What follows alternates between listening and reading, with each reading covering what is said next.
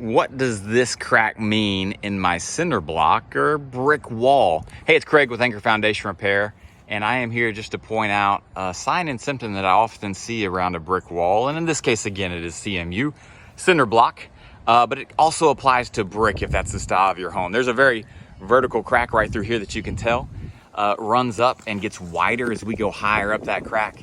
It also starts to stair step off to the back.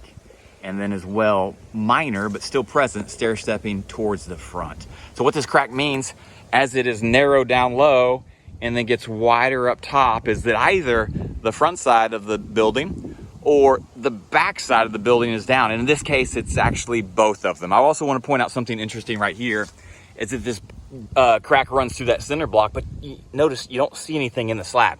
Just because the slab is not cracked does not mean there is not settlement. It just means that CMU is much more sensitive than that concrete here.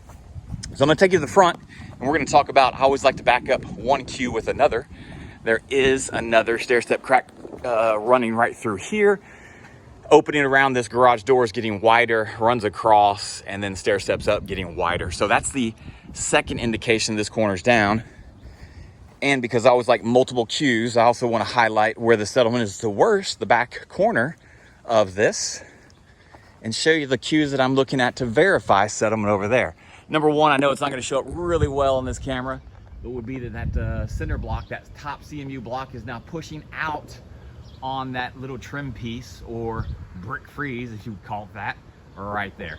The other indication of settlement along this back is additional stair stepping, cracking in the brick, right through here and there. Now, it has nothing to do with this termite or rotted out door, separate issue that we can still work on.